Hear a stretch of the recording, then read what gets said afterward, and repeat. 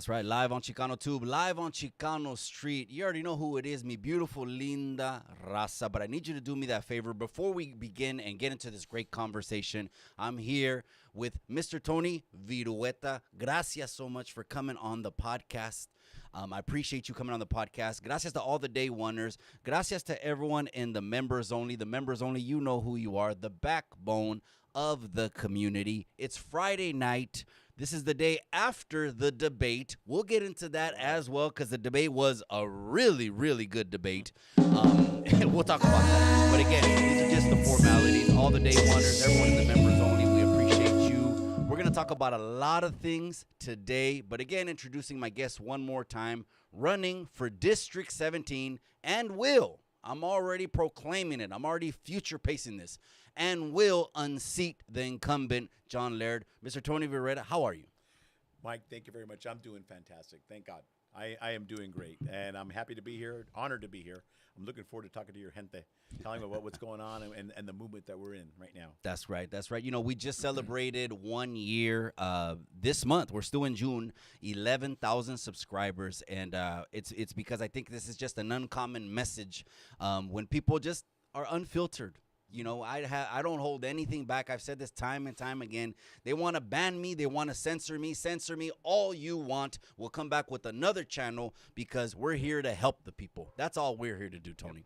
So let me ask you a little bit about your background, though, so that people can know, and then we'll talk about other things as far as the politics go, and then get into some controversial things that people wanted me to ask you, which is immigration, the board, and everything else. Where were you born? Where were you raised? Give us a little bit of background of Tony Virrueta. I'd love to talk about that. You know, I'm just like anyone else out here. I am born and raised in Salinas, California. Anybody out there from Salinas, shout out to you all. The neighborhood I grew up in was a very colorful neighborhood, Mike. Anybody knows where Baranda's at? Hey, Baranda's a great neighborhood where you can do a lot of good and you can do a lot of bad. So I had a chance to see a lot of things in Baranda, and you had a lot of choices. You could have went down both roads. And my family came from a military family, you know, and my dad, he came in the Bracero program, and my mother was a hardworking homemaker, and I'm one of 9 children. And a lot of the outlets for my brothers was the military. And so after, you know, going up through school at Baranda School and seeing a lot of things left and right and good and bad, I made that choice at 18. You know, I joined the military, and I didn't look back. One of the things that I learned, probably strongest thing from my mom, because my father passed away when I was very young, and she became mom and dad when I was 12, and she was strong. She taught me 2 very valuable lessons, Mike. Number one thing is don't ever let anybody tell you that you can't do something. And I take that to this day when someone challenges me or says you can't do something. Number 2 is always speak up for yourself. she taught me those two very valuable lessons. I use that today in my life. I use it in the military. Use it when I got out. I thank Mom for that, and I'm grateful to that. And one thing that's amazing about Baranda that I really cherish is that Baranda had everybody there, every race. We had African Americans, Mexicanos, Puerto Ricans, Filipinos, whites, everybody. But the one thing that kept us all even is that we were all poor, so no one was better than nobody else. And the way we knew each other was by our character, our respect, and how we treated each other. That is one thing that I took to that day, even into the military, which had made me successful in the military, because in the Army, you see everybody. You have to live with everybody from all over the country. So coming out of Baranda, I was able to work with everyone. You know, you work with the characters. As long as someone gives you respect and treats you honestly, you could work with those folk. So I'm glad I grew up in Baranda. You had a chance to see all that. So you're born in Salinas. Yes, sir. And you're first generation, First generation. Chicano, Yep. first generation Mexican American. Yes, sir. Of Mexican born parents. Mexican-born parents. So after the military, I joined the Army. Joined the Army with a lot of energy, and I'm grateful that I joined the Army. So after I joined the military, went in as a Special Forces survival instructor. And frankly, I thought, God, I don't want to be instructor. That was kind of boring. So I decided to go to the Rangers. And that was probably the best job I ever took. There's no slow time there, bro. But the easiest way to describe that is being in the fast lane, being in the diamond lane with no seatbelt on. You're running and gunning. And it was the best job. You met some of the best operators, some of the best warriors in the world, you know, that you were operating with. And that was the best time I ever had. The biggest lesson I took coming out of the military off that is it made me come home and appreciate how grateful I am to be an American and to be an American here from the United States, and how privileged we are to be here in America. Being in third world countries, there's places over there where you don't have handouts. You don't have these extra things, food stamps. And I've seen people on the sides of roads starving to death, you know, and you come back to America and we have it, man. Thank God. And it made me appreciate exactly what we have. So it just made me proud to be an American. That's great. I just wanted to get a little bit of background and the people too commenting. That's right, Big Figures 408. I appreciate you. My boy X-Rated 559. Official Big Joe show in Chicano Hollywood is in the house. Gracias to everyone that's tapping in right now. We're having a conversation here with District 17 running and is gonna unseat that. And I'm confident about this because again, the raza, it's not the time to hold back anymore. This is the election year. It's a critical election. Let me segue into that because I wanted to ask you your thoughts. It's been trending all over the internet today. It just seems like there's memes everywhere and videos everywhere. Tony, I want to go ahead and get your thought. What did you think about the debate yesterday, in all honesty? In all honesty, I had just got home at 6 o'clock. I did a series at a church last night, and I got home just in time. My wife had the show on, and I made it a point to take off all the filters in my eyes and to listen to it as clear as I could, and for what it's worth to look at it and for face value. And I'll be honest with you, anybody out there, you cannot sugarcoat anything that happened. You know, I sympathize for our current president. And I'm like, man, you know, anybody who watching it saying that he did well, I don't know what you were looking at. And you have to really look at who's going to lead our country, the greatest country in the world, these next 4 years. And I just think that his showing was poor. And mind you, you know, Donald Trump has his flaws. I understand that. And no one's perfect. But at the same time, no, last night he showed better. And we both watched it. He showed better. He was more on point and concise. He dealt with all the issues. And honestly, I'm impressed at CNN because they held a fair debate. I didn't know if they were coming at it skewed, going after Trump or going after Biden, but no, they seemed to me that they were right in the middle of the road, and they threw up the fair softball questions to both of them. Now, even though there was mics getting cut off, they didn't want it to look like someone was just bad mouthing, I guess, the other person or overriding, I guess, the conversation. But I saw the same thing. We actually went to a watch party. Right. Shout out to Karina Powers, mi amiga. Shout out to Karina, mi amiga. Shout out mi amiga Karina Powers for inviting us over to that watch party in Monterey yesterday. And I saw the same thing. I said, how can anyone in their right mind want 4 more years for someone he's just not fit to stay in office, aside the politics? You're saying we're looking at it from a human aspect. Human, yeah. Not the politics, right? Take off all the goggles. Take off all the goggles. Politics are an ideology. You know, that's really is what it is. Yeah. But anyways, So you saw the debate. I saw the debate. What do you think is going to happen from now to November? I know they got one more debate.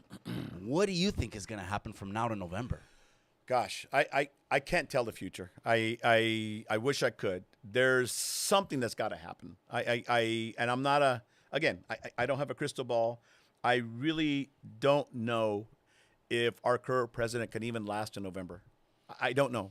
Personally, I don't think so. I mean, everybody in the world saw last night what he was capable of and what he did. Can he make it to November? I don't think so. Personally, I'm not a doctor. I'm not a psychiatrist, but I don't think so. What's going to happen? Is he going to be replaced? Who's going to replace him? I don't know what's up everybody's sleeves, but there's got to be a plan that's in place. I wish I had the answer, but I'm sure that there's a plan. Something's coming. It's chess. It's, They're already it's 3, a chess 4, game. or 5 moves ahead. And you know what? Maybe, Mike, maybe they put him up there on purpose. Maybe they did it on purpose just to show and get him prepared to say, you know what, he is mentally incompetent. Maybe they served him up that way. I don't know. Maybe they just say, here, put him out there and say, hey, this guy is mentally incompetent. Let the world see that. So now they can comfortably replace him and look for another person. I don't know, because there was no way you can sugarcoat that thing. Right. The world saw that. Tony Virrueta's here in the house. Let's go ahead and talk about your race. Awesome. The time, the energy that you've been putting in for your race. District 17th, the incumbent that's had the seat there for 2020. What are the opposites as far as beliefs go? Or I don't know too much about John Laird. The only thing I do know is you're going to unseat him. That's what I'm positive about. You're going to unseat him. But what? Go ahead and give us some insight on your race, what made you want to run, and about the incumbent and why you want to dethrone him. Mike, that's a great question. And one thing about military is there's another term for the military, and it's called servicemen. The military taught me how to serve. So when I got out of the military, you want to continue to serve. I've served as the chairman of the Veterans Day Parade Committee. We started 14 years ago. 14 years ago, myself and my brother Phil Orozco, Marine, we started it out of nothing. And the very first year was 5,000 people watched it, 35 participants. Last year, we had 25,000 people watch it and 150 participants. It's a nonprofit. We want every veteran to be honored. I'm on the board of Red Cross Service Armed Forces. I'm part of South County Animal Rescue. I've delivered in the past for Meals on Wheels. I also visit veteran inmates at both the prisons. I help with the homeless veterans. So a lot of that is within my heart. I do that, and I try not to say this, boasting at all. I do it because I care. So when I decided to run for state senate, when I was approached by this, my wife and I, we went back and we prayed on it with my pastor, and we prayed on it with my family for a month. It wasn't because this was going to be a commitment, a whole family commitment. And we thought, okay, if you're going to do this, it's all in or all out. And I decided to run. And the reason why I'm running, my wife asked me that first question, why are you going to run? And I paused for a second. You know why? Because I care. I truly care. I care about my community. I care about my family. I care about my grandkids. I care about all these things. I am, and the thing is I am not a polished politician, but I'm a quick learner. I'm from this area. I'm from this community. I'm Latino. I speak the language. I've been listening to the needs of the people out there, and I know what they want. They want change. They're tired of the economy. They're tired of crime. They're tired of poor education. That I want to do, and I work and change on. That's where I want to run. The difference is not to go after him.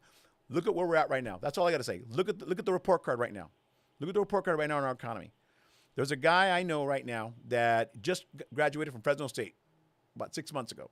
Came into Salinas, wants to start a family. His wife works at a bank in Monterey. Him and I talked. He got a great job, and he has a 1-bedroom apartment in North Salinas, and he wants to start a family. He's paying $3,000 a month for a 1-bedroom apartment. And I looked at him and he goes, Tony, how can I have kids? That's just rent, and he can't even buy a house. That's just rent. That's not even car payment, garbage, all the above. And, all these things. And, so how can he thrive? And let's talk about people that are in other parts of the area with the economy. Let's talk about the gas. And a lot of this has to do with our lawmakers in Sacramento, possibly, the current people that are making the laws, the senators that are up there that are approving these. My daughter moved to Texas 3 years ago. Tough decision for us as a family. Right. She's paying $2.35 a gallon right now for her gas. We're paying $5, sometimes $6, depending on the holidays. And the reason why we're paying it for extra gas tax for a certain mixture. Okay, oh, that's fine. I'll pay that $5, $6. Where's that money going? I'm a question asker. I'm going to pay that extra money. Where's it going? As I'm dodging all these potholes trying to get to Salinas, getting my tires all messed up. Right. Where's that money going? When I get there, I want to work on getting those laws fixed and making this economy better, making it more affordable for people like me and people that I know, these young professionals, to come into Salinas, to stay in California, quit moving out of California, stay here so they can buy homes, live the American dream. Absolutely. I've said this time and time again because, on my channel, if you go to my catalog and see my videos, we get into a lot of things, which we're going to get into some of those things tonight. We're going to get into immigration, the border. But this is what I've said. I've said the number one issue for the raza, the number one issue is the economy. Absolutely. And this is what I believe, because my parents, just like you, I'm a first-generation Mexican-American. My parents almost risked their life to come across that border in order to provide us a better life. Why? Because of the economy. It all boils down to the economy. And so them risking their lives is the reason that I would never talk bad about the greatest country on earth that we're at right now. But there's some that have an agenda, right? They just, like you said, taxes. Where's the tax money going? Yeah. I don't know where the tax money. It seems like they're printing money, burning money that we don't have. Yet they're increasing taxes. I don't know how this thing's going on, but I fully agree that the economy is the number one. And I've been telling people, Tony, for months now, 1 year now, vote this November coming up with your wallet and not with your feelings. Absolutely. I'll give you another example. I go to the VA clinic in Seaside, and right next to the VA clinic, they have these 2-bedroom condos going up. They're going up like hotcakes right now, and they're beautiful. They're two-bedroom condos, 1-car garage, and they're coming out the bat for sale at $1.5 million. Jeez. Nobody that I know of right now locally can afford those. Who's going to buy them? Somebody from out of this area. .com money, over the hill. And so that, nobody can afford that. That is the economy. It's just out of control at this point. When as a candidate, the biggest thing that I'm doing right now is listening. I can talk, but I'm listening and I'm regurgitating what people are telling me. I spend time in these Salinas.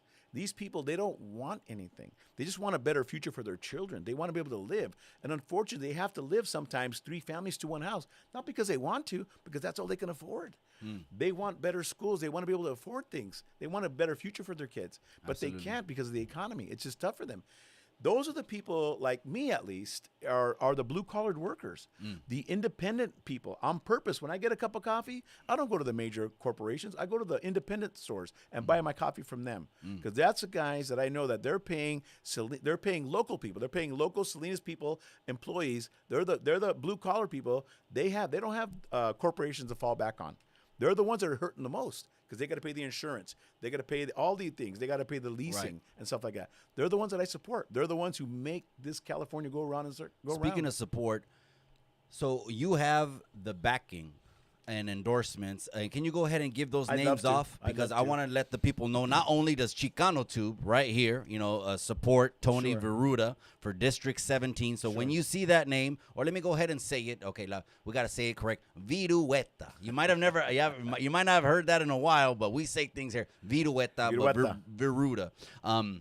Who backs you and whose endorsements have you gotten to this point? I say this with all seriousness. District 17 consists of 4 counties: Santa Cruz County, Monterey County, San Luis Obispo County, which is Hollister, and San Luis Obispo County, which is all the way down to Rio Grande 101, and San Benito County, which is Hollister.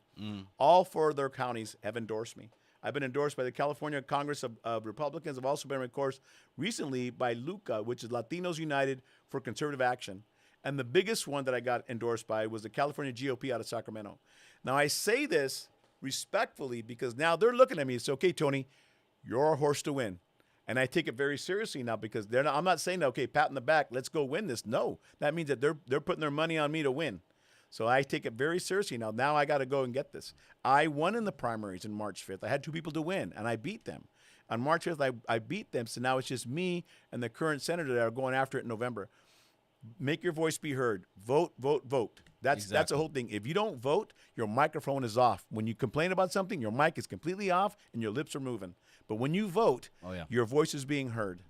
Let me ask you. So, is this guy that's has this seat that you're gonna unseat in District 17 in the Senate? Does he got like the money machine behind him? And who is this guy? He's a Democrat? He is a He's Democrat, so he got all the money and machine behind him. He has been in politics for many years. I've heard him speak, and he's quite polished. He's doing the right thing. He has the right answers, and he does have a big war chest that I don't have. But something that I'm building at my end is I'm building a strong ground game. I'm building a strong ground game by going out into the streets, going out. And the one thing that I'd say honestly that I was told by other people that he's not a veteran and he's not Latino. And in this area, that is the highest number of Latinos here. If we get the Latinos to come out and vote, I will win. I will represent you in Sacramento. I will make fair laws that we talked about with the economy. So I have nothing honestly bad to say about him. He's in the Senate seat. He was elected, but it's my job now to retire him. And I've said this on my channel. A lot of people didn't even realize Chicanos, Mexican Americans, Latinos, you had said, we make up almost 40% of California. We do.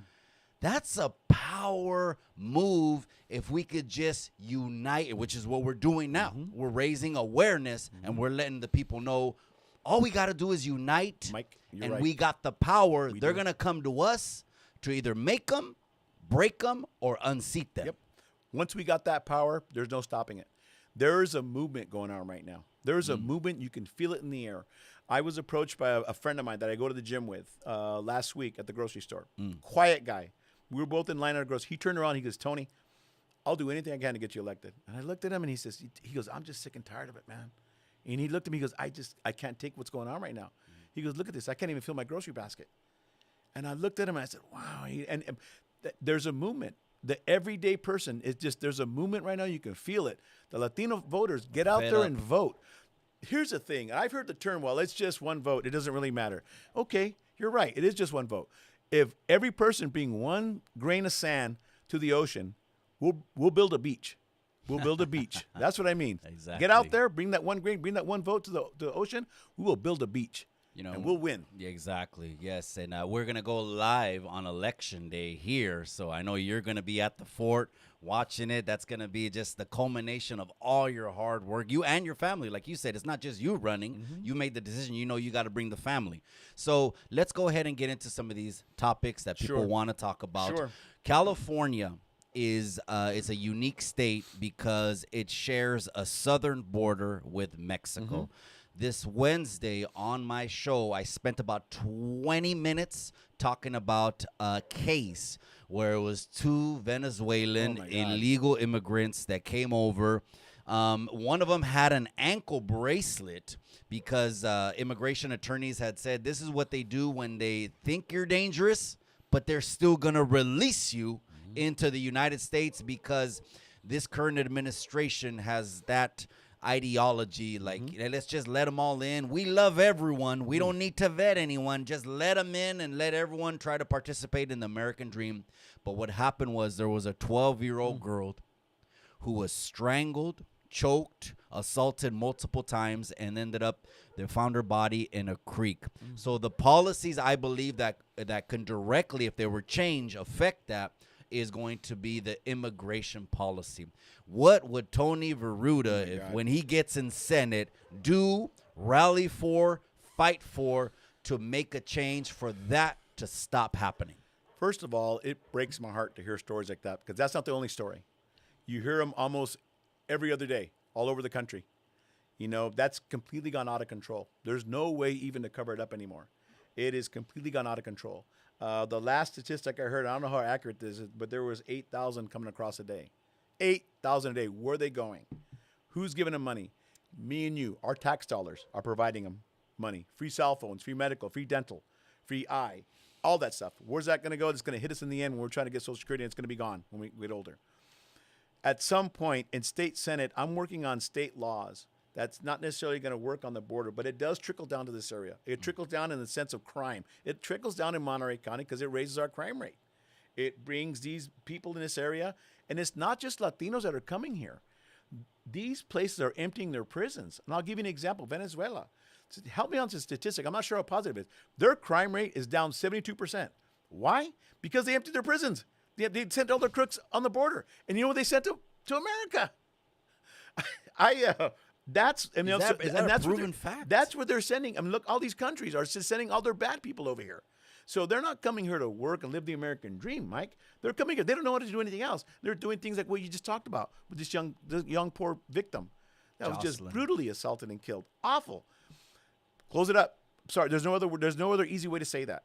You know, I don't have that power as a state senator, but I sure would. If it came to my table as a state senator, I would definitely work on that and endorse it. Saying, man, we got to do this. There's a right way and a wrong way to come across the border. My mom and dad came across the right way.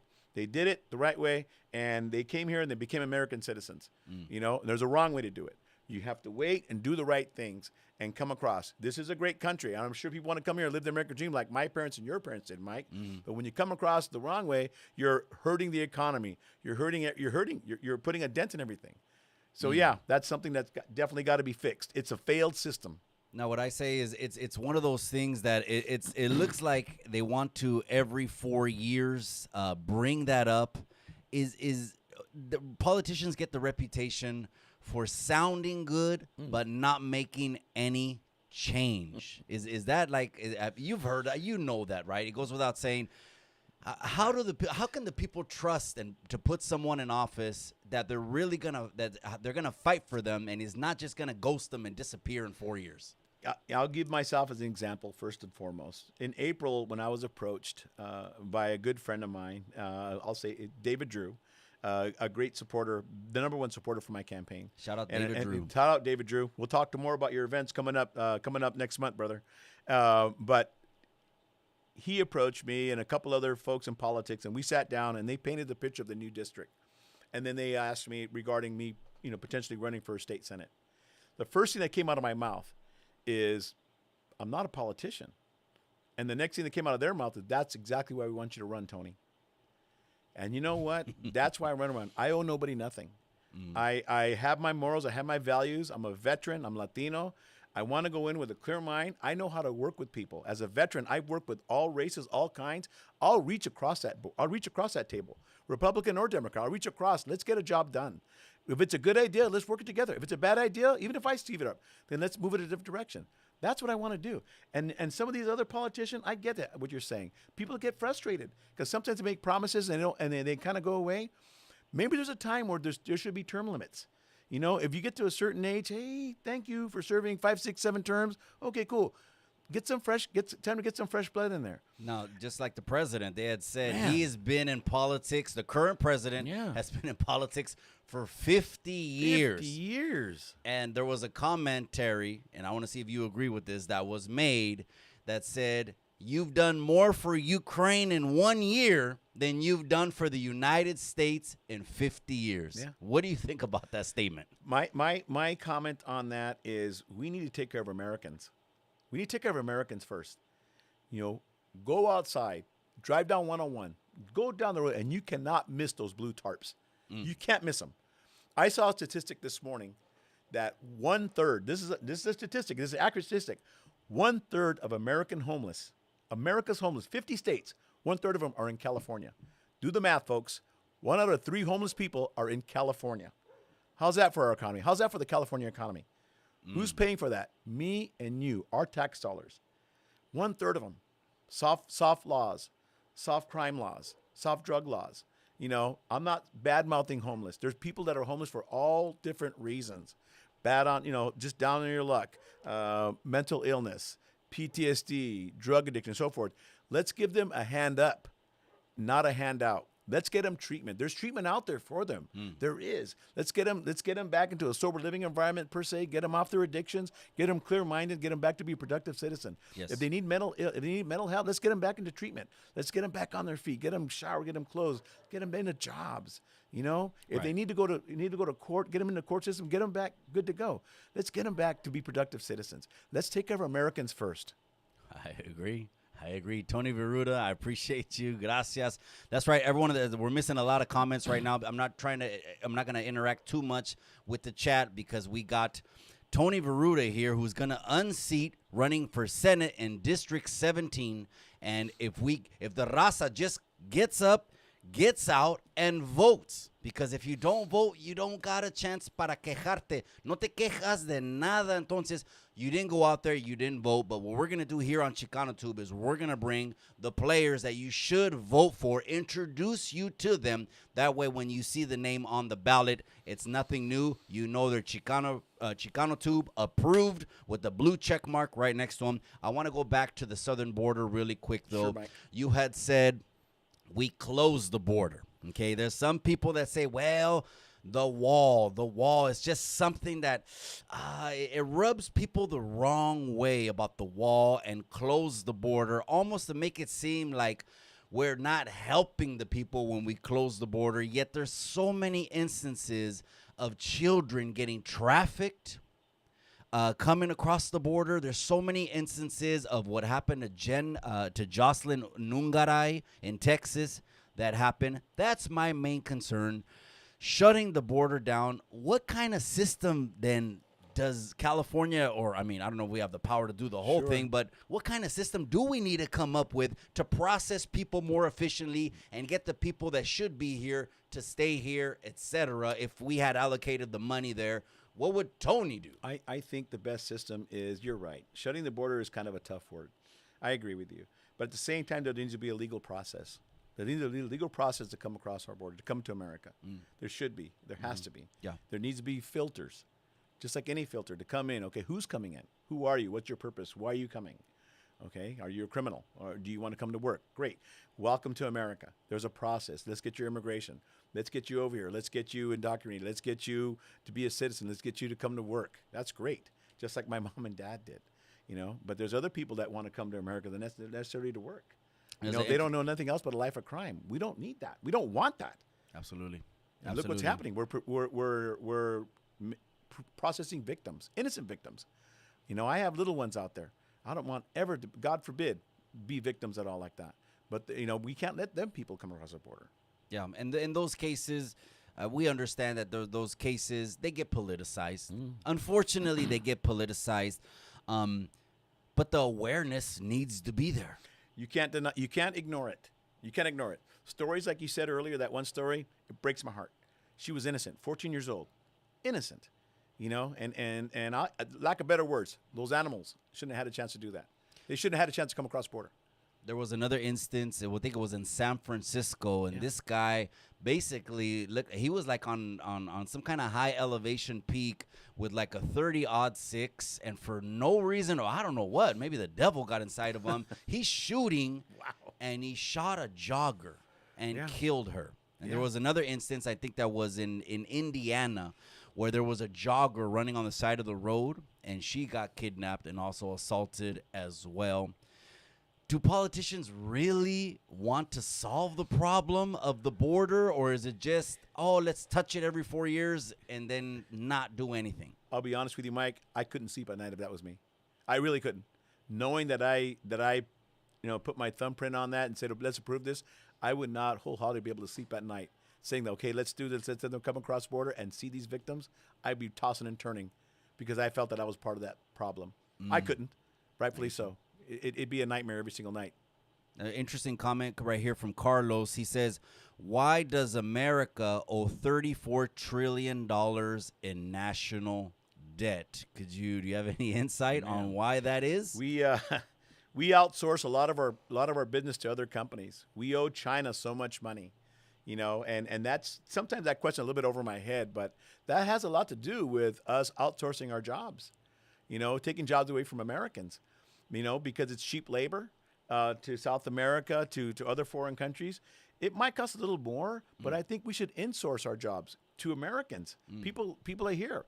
Let's employ Americans. Let's employ American factories.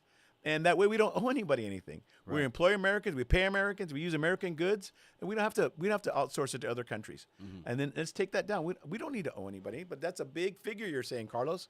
And that's something we need to pay back eventually. And and something that you said, Mike, we're producing all this money that we don't even have, and then we're sending it out to other countries when we should be keeping it here, taking care of our Americans. A new gas tax, I believe, is coming into effect July 1st. It is. What was it? $1? I think it's $1.48. 48 increase. Yeah. I mean, it seems like just taxes are going up and up and up. Some people's ideology is taxes fix everything. No, they don't. They take more money out of your paycheck every month. They take it, and then you wonder why there's an exodus in California. You wonder why people are moving out of here. You're losing our local talent. You're losing our college people that should be local teachers from Gonzales, from Salinas, that could teach here, that know this area. Instead, they're moving to Arizona, Texas, where they can afford to buy a home. And they should stay here because they're from this area. Yeah, they're just getting taxed out. And it's ridiculous. And you know what's interesting is they had this thing a few years back. Okay, everybody buy electric cars. Oh, a nice, less of a carbon footprint. All right. Electric cars are starting up at $70,000, sometimes $80,000. I can't afford one of those. So now here's a thing that the Newsom's going to pass, I think, and correct me if I'm wrong, but now he's going to start charging those people per mileage that they drive. So they're not going to get away free no more. So they're going to charge their cars. Every time they charge their cars, they document their miles. So they're going to get hit too. So whatever miles they put on that little electric car, they're going to get taxed.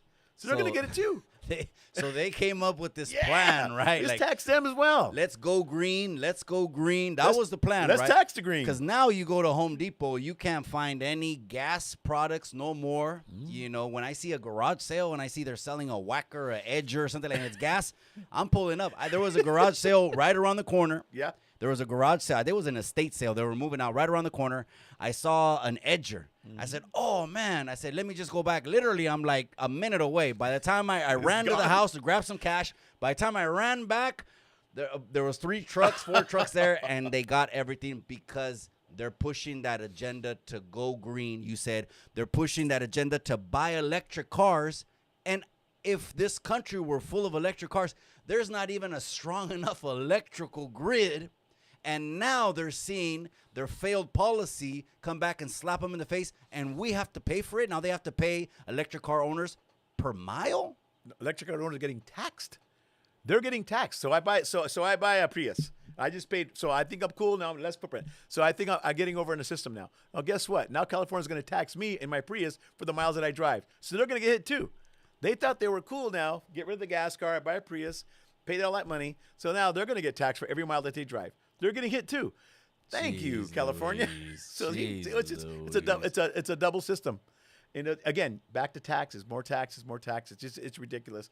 That is something that when it comes back to the economy, I'm not going to change things overnight, Mike. But I tell you one thing: when I get to the Senate, I am going to work on that to free up some of these taxes and work on that to make it more affordable here in California. It has to be. That's what we're looking forward to. We're looking forward to a lot of change. The first change I think we need is to unseat the commander-in-chief. We need to go ahead and change that up because under the last administration, we had the best economy in like 50 years. You know what's crazy, Tony, is that we saw a debate yesterday. You know, people just throw things out there, right? Liar, liar, liar, liar. The current President 46, he said, the Border Patrol sponsors and endorses me. Boy, that was a big one. In real time, on Twitter, the Border Patrol, who has a Twitter account, said, we have never and will never endorse Joe Biden. It just seems like it's lie after lie just to stay in the position. But again, what I wanted to say That's awesome. They said 4 letters. NOPE. Nope. And dude, how could you lie like that? They flat out came back and said, dude, don't do it. Just don't lie. Oh my gosh. Now I'm reading another comment right here that says, the comment said that someone says they hate that they're pushing LGBTQ agendas inside the schools. Let's talk about that. We can go ahead and talk about that because I'm a big proponent. Now, Miss Chicano Tube, I don't know if you've ever seen the show. Miss Chicano Tube, she comes on every 2 weeks. My wife said this, and she said something that was really controversial, and my phone was blowing up after it. And she said, you know, if you're for having boys in girls' bathrooms, she said, then I would question your manhood. I saw that. Did you see that? I saw that. Because she goes, how can we, and, you know, we're conservatives, you know, because I believe the majority of Chicanos are conservative at heart because the other side across the aisle is wanting to take God out of everything. They do. They want to take God out of the classrooms, the money, don't pray at all, etc. So that's their agenda. So that's not coming natural to Mexican or Mexican Americans, but it seems like, you know, they're pushing these books in schools like they want to groom our children at an early age. So it's fine for them to do that, but it's wrong for us to talk about the Bible. What do you think about that? You know, that's something that I have to use myself as an example here is a couple of things. First off, I want to talk about education, and that's definitely on my platform. Number one is we used to be number one in education in the country. And right now, California, we're almost at the bottom of it. Quality of education's got to improve. I get to Sacramento, I'll improve education. And the biggest reason I'll improve it, those kids, those young men and women are our future. I'm retired. Those young men and women, like my grandkids, they're going to be our future teachers, mechanics, doctors, council members. They're our future. They're our future leaders. They deserve the best education possible. We need to improve the quality of that. Number two, what's being taught to them? What's being taught to them? What should be taught to them? Not these other references regarding sexuality. That is mom and dad's job. That is mom and dad's job, black and white, period. That's it. When it comes to other genders in restrooms, nope. That's obviously a bad thing too. I'll give, you know, my kids are growing up, but at that point, if I was a young parent and my daughter was going to the restroom with a little boy in there, I'd have a big issue with that. And I would take issue with that. That's just wrong. So, you know, getting back in there, we would stop that. And things that are being taught to these kids, we need to stop that too. That shouldn't be legal. That's not a teacher's or administrative right. They're not the parents. What are you telling? These kids are so impressionable at that young age, 6, 7, 8, 9. They don't know what's going on. And they're taught, respect your elders. The teachers are leaders. Everything they say is going to be gospel. It's going to be the truth. Okay, so if I tell you this is green and it's actually blue, they're going to believe it. So when you start mending their minds to this, they're going to believe it. Come home confused? No, that's not their right. That's mom and dad's job. I take issue with that. When I get to Sacramento, I'll make it a law that they can't do it. Here we go. We're going to get to Sacramento. Are you sure you're ready for Sacramento? You know, because it's going to be when you step in there. You know, it's going to be a challenge. Is it dirty? I'm up for the challenge. Senate politics, are they dirty? You know what's interesting is I'm glad you said that. I'm glad you said that because when I first started my run last year, I was at an event in Salinas and there was some local politicians at the city level, and I was walking in the parking lot and one of them came up to me and said, "Hey, Tony, you're going to run for state senate?" "Yeah, I am for state senate." "Okay. Well, just to give you a heads up, man, politics are pretty dirty." Okay. In my mind, I didn't say nothing. I said, maybe for you, but not for me. Nothing's going to affect my morals or my values. You know, I'm not going to jump in the mud with people. I'll identify situations, and you know, and if there's things that don't sound right, I'll call them out on it. I'll call them out on it, and you know, we'll go round and round about that. But no, I'll stick to my guns morally and my values. Things, and I use myself as an example. I use my family as an example. If it's not right, does it feel right? Follow your gut. We'll fight for it. And that's why I'll work with everyone. I'll work across the table. If it's a good, solid law that Democrats and Republicans agree on, let's make it a law. If it's something silly and it's not right, I'll go to the box. But let's fight for it. I'll fight against it. Absolutely. I have the energy. That's right. Tony Virrueta, District 17, who is going to unseat the incumbent this November 5th. Is that November 5th? That's the biggest time for our country. Presidency, general elections, Senate, Congress, all the way down to city level. Everybody's got to come out and vote. That's what we got to do. So, the gente, here we go. Yeah, I appreciate you guys. Yep, that's right. Salinas Valley Outdoor, I appreciate you. Miss Chicano Tube is in the building. Let's support with American flags. Absolutely. Risky Business says, it was a comment that I got in regards to politicians last time, and they this individual right here, Risky Business, who is a day oneer, he's been calling a lot. He said he made this comment and said that God has no place in politics, so a person's religion has no place in whether we should vote for him or her or not. What do you think about that? Because we're conservative.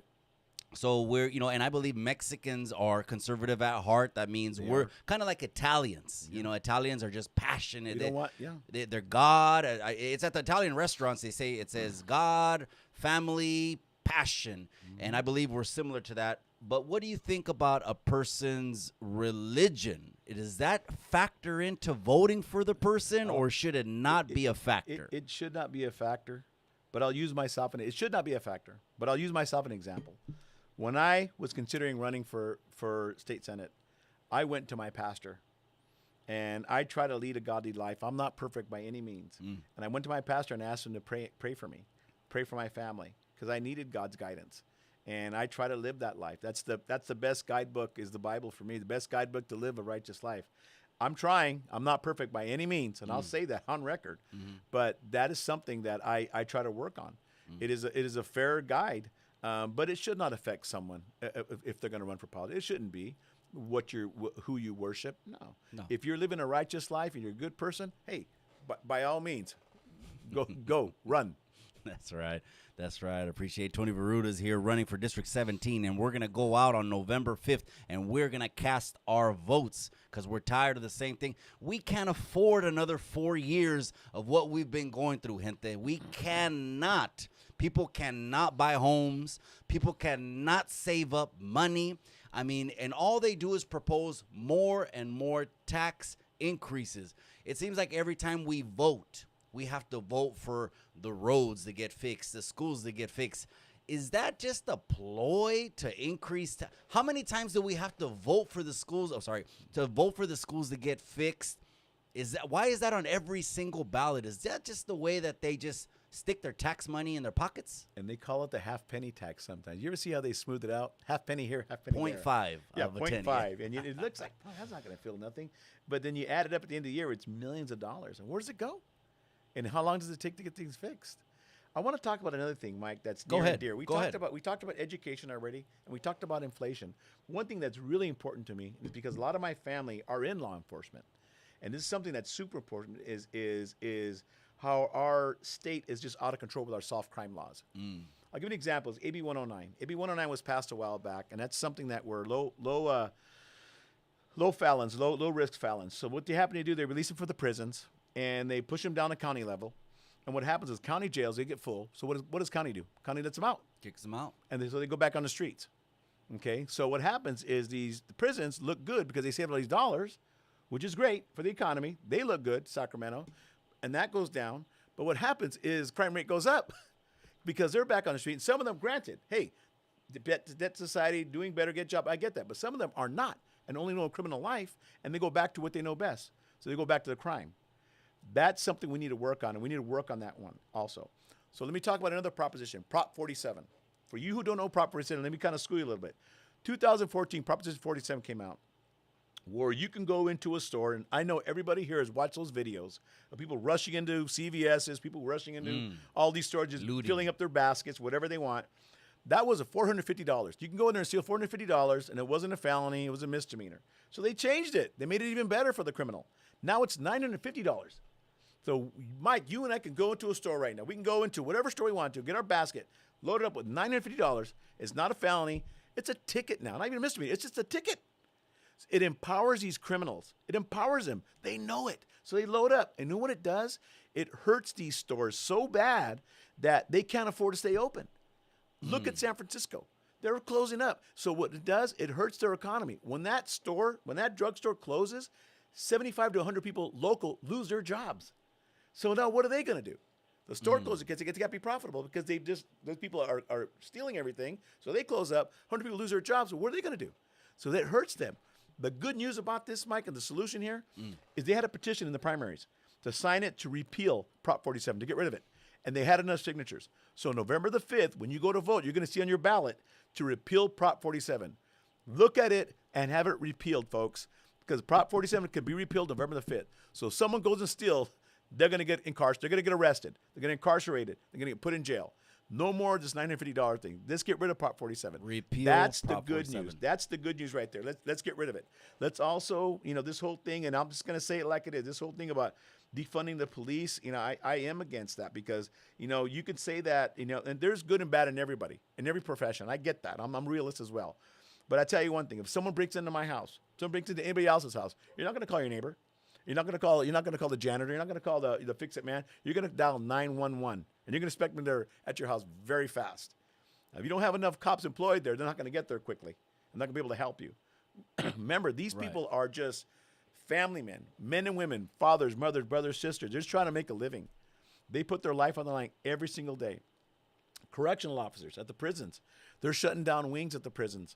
So what they're doing is they're shutting down certain wings at the prison, making the prison smaller, so it's less job for correctional officers.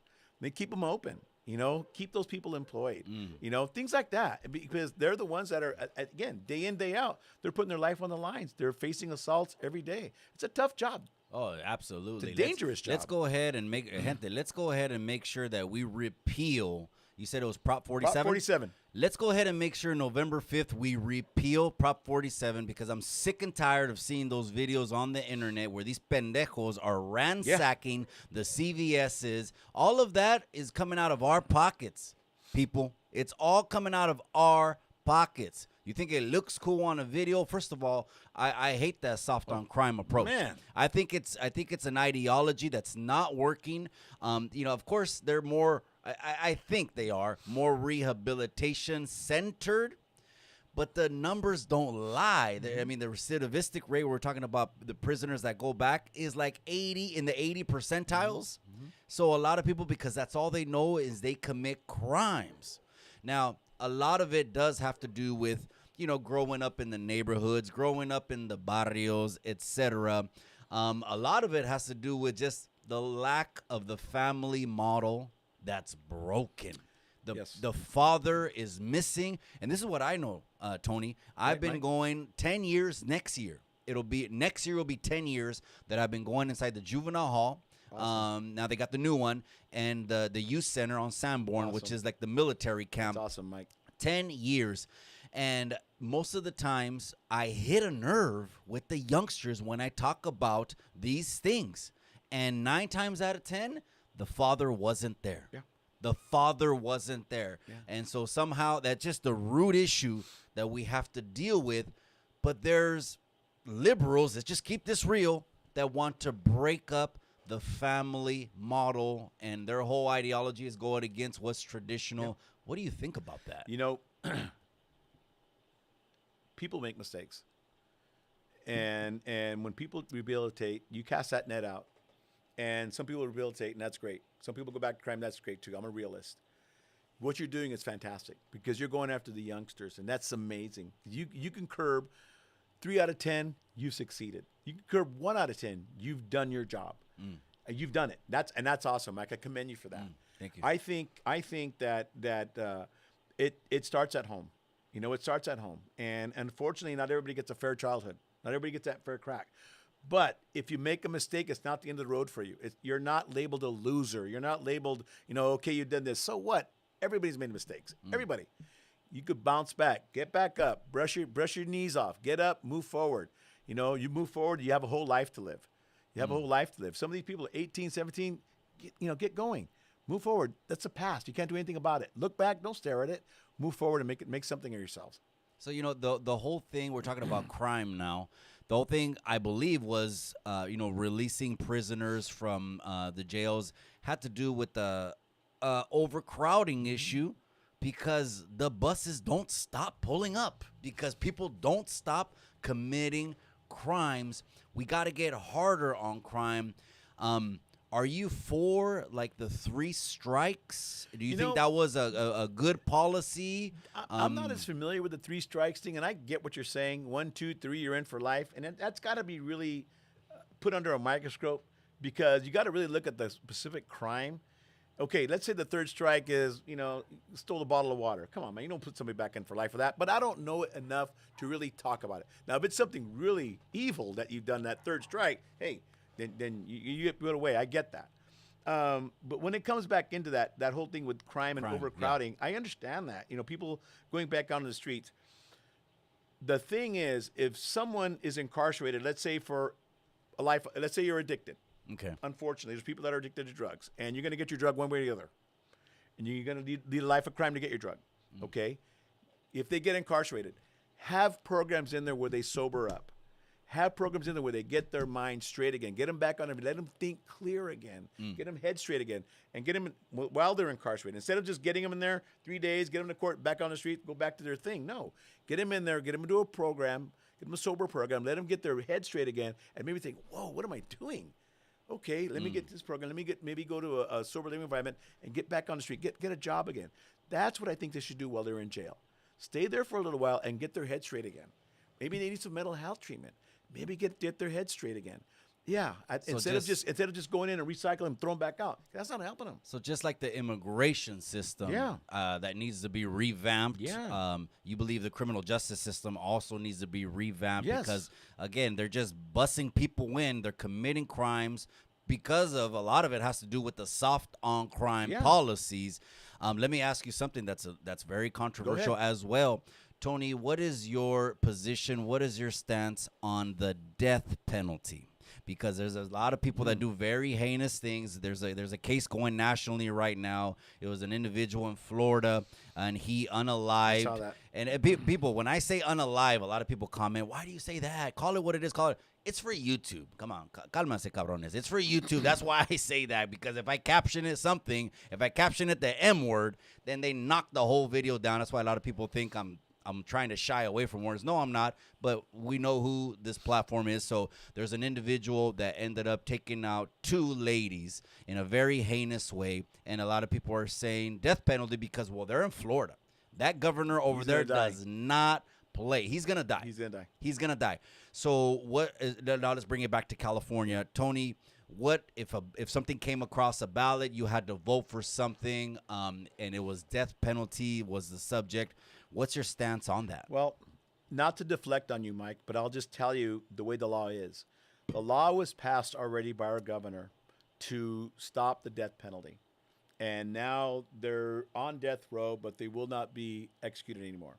They'll be life in prison with no parole, and they'll live out the rest of their life, which I got to ask myself, is that worse than being put to death, than being in a cell for the rest of your life, basically to rot in jail? On the flip side, you can ask that same question to a victim's family. You can ask that same question to a victim's family who had a family member that was brutally murdered, whether it's a he or she in a heinous way by a monster, and ask them that exact same question. And I can pretty much tell you what their answer is going to be. They're going to want that person to be Cooked. unlived, or what'd you say? Unalive. Unalive. Is a politically correct term. Yeah, you ask that victim. They're going to want a certain thing. So what true. I have to do is not to deflect on you, Mike, but I have to say that I have to follow and abide by the California law right now. California law did eliminate the death penalty. It did. But you're right. You go to other states. If I go to Texas and I do something wild, I'm going down. If I go to Florida and I do something like that guy did, when he ran over that poor girl 1,000 times because she was still breathing, he's going to die. Did he get sentenced to death after all? I didn't follow it. Did he get sentenced to death? They're in the sentencing phase. If he does get sentenced to death in Florida, he will be executed. And because, Florida is different than California. For lack of better words, they don't play around. What do you think about that governor? Oh, man. DeSantis. DeSantis. He just kind of follows the letter to what Florida is. He's conservative. He came out swinging for presidency, lost some gas, and decided to step back. I get that. His values are very conservative, but he follows the rule of his state. It's not his agenda. He follows what his state wants. He's not doing it just for his DeSantis. He's doing it because his state drives him. He listens to his people that voted him in. Right. And they want it that way. They want it conservative. They want to punish criminals. They want certain things. So he follows what they're saying. And other governors do the same thing. California, for instance, California wants more liberal ideas, softer laws. And, that's what's happening here. Yeah. And then look what's happening with our crime rate. There's your keeps answer. Going up. There's your answer in a nutshell. And up. Do we want it the same? No. We need to fix that. There's time for a change. Just like the guy told me at the grocery store. He's tired of it. That's right. Tony Virrueta for District 17. I appreciate you coming over here. Gracias to everyone that's commenting right now. Ron Garcia, I appreciate you. Rising Warrior, Wolfman. That's right. Why am I blocked? No, you're not. You're not. Miss Chicano Tube is in the building. I appreciate you. So is there anything that we wanted to go ahead? We don't want to miss anything. So let's go ahead and put some plugs in. I got to plug a couple of things here. Let's go ahead and plug one of my key, actually the number one component or proponent for my campaign is a very dear friend of mine. His name is David Drew Massa Trucking. And you probably heard of David Drew Productions. He puts on these amazing concerts every year. Probably the biggest thing that happens in in Monterey County with the rodeo. Aerosmith, Kid Rock, all these major bands that's coming through.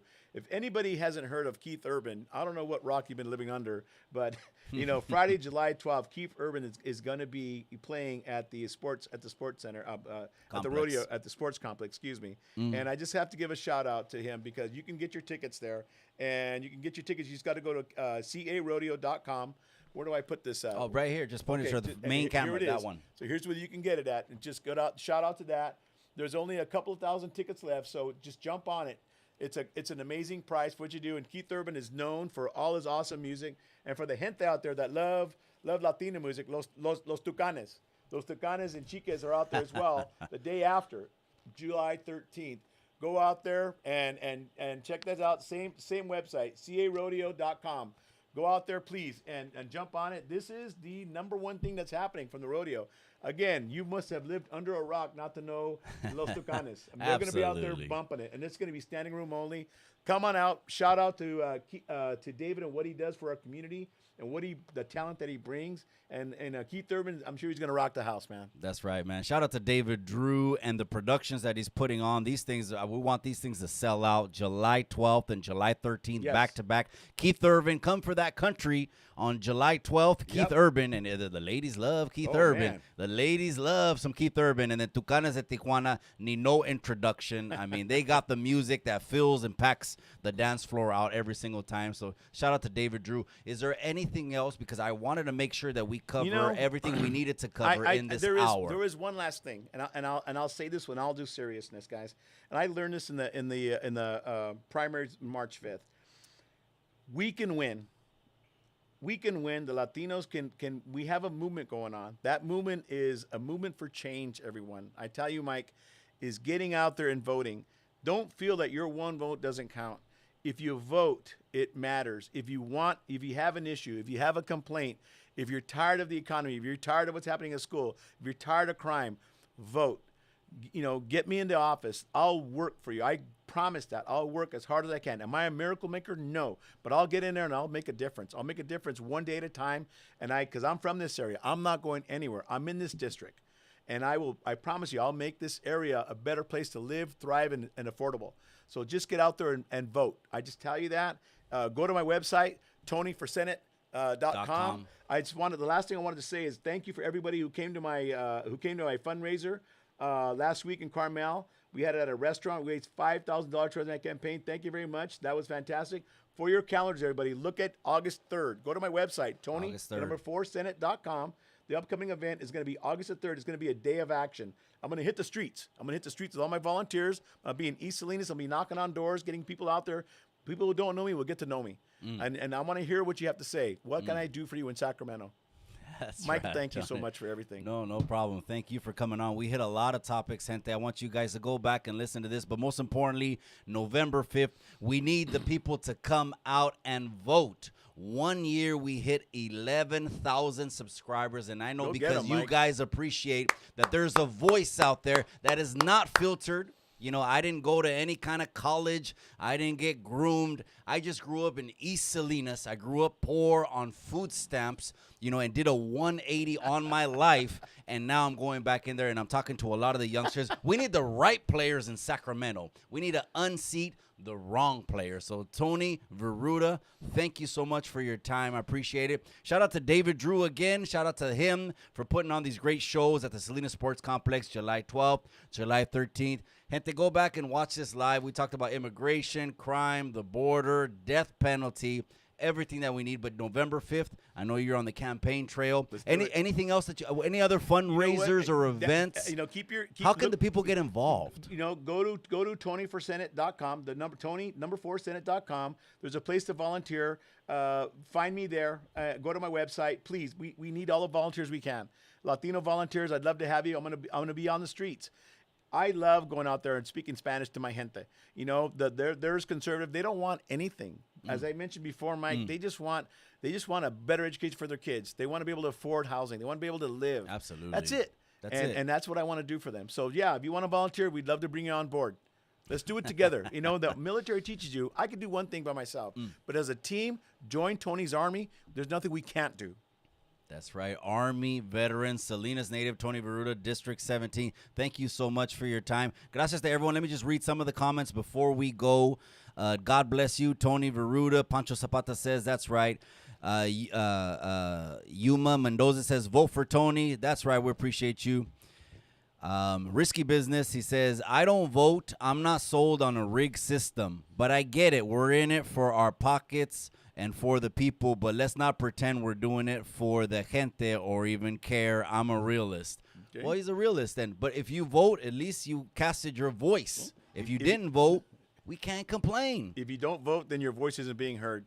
But it's your choice. Salinas Valley Outdoors says, hey, concerts are cool, but how about this 11% sin tax and the $1 background checks for ammo? Will they stay in place with you in office? 11% SIN tax? I'm not sure if he said that or phrased that. But what do you think as far as arms go? What do you think as far as owning arms, the process to buy firearms? The more firearms, the better, or the less firearms, the better? That is a great question. First and foremost, I'm not as familiar with the syntax, sir, and I apologize because I don't want to answer something that I'm not familiar with. But when it comes to our Second Amendment, we do have the right to bear arms. There's a fine line between that, though. You know, there should be a healthy screening for those who could be able to purchase arms. You know, first and foremost, there are way too many illegal arms on the streets. You can look at the crime that's out there already. Those need to be get rid of. There's too many ghost guns out there to being produced. All these things that are just ridiculous out there, hurting our kids, making victims. But there should be a legal process, you know, that you can purchase a firearm and have your Second Amendment. If you use a weapon for hunting, recreation, that's fine. Go to a range, that's okay too. Self-protection, that's fine too. Other than that, there should be a process to be screened to own a firearm legally. Background checks. Legally, yes. What about some people say lifting the age, but then other people argue and say, well, you want to send them to war at 18 so they can die, but you won't let them blah, blah, blah, blah, blah. What do you think about that? Should the age stay? The age should stay. Yeah. Age should stay. Yeah. And you know what? And I'm a factor there. I mean, I joined when I was 18. You know, I served my country and I rock and rolled at a young age. You know, someone could say, though, it was a different time. There was less chaos when you were 18 than there is now. What do you think about that? And that's interesting you say that, Mike, because, you know, where I grew up, just like you grew up in East Salinas, I grew up in Ronda. There's chaos in any town if you look for it. If you look for trouble, you're going to find it. Right. If you're not looking for it, mind your own business, you'll be okay. But as far as, you know, having the need of a weapon, it's up to you, man. If it's your Second Amendment and you really feel like you need to own one for self-protection, hey, there's a process. Background check. If you legally can own one, that's one thing. If you want one just to have one to carry one, then you're getting one for all the wrong reasons. What about if someone said, well, okay, I agree with that, but it seems like the automatic that's scary. Weapons are the ones that are mostly used when these pendejos, let's just keep it real, go to the schools and do what they do. And I'm so glad that it's been so long since that has happened. Yeah. Let's just hope that we never have those again. I mean, every time you hear about that, it kills the innocent, and when it kills the kids, it really breaks my heart.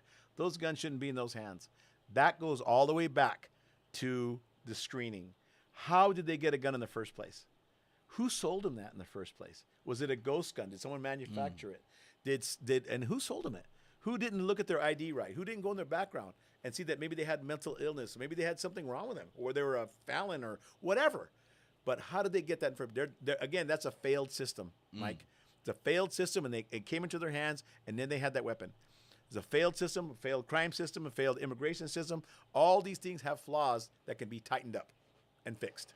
November 5th. We got a chance. We got opportunity to Raza. We have 11,000 subscribers in 1 year, and this is just the beginning. November 5th, we got to get out there and we got to vote. You know, some people had mentioned about school resource officers and this thing that they call school to prison pipeline. And it was a little bit. Explain that, Mike. What's that about? It's a little bit strange because I believe. Okay, this is what I've heard from feedback from people. Sure. They're saying that if there's police presence, and in these it could be, like you said, folks that say defund the police, the police. It could be that camp.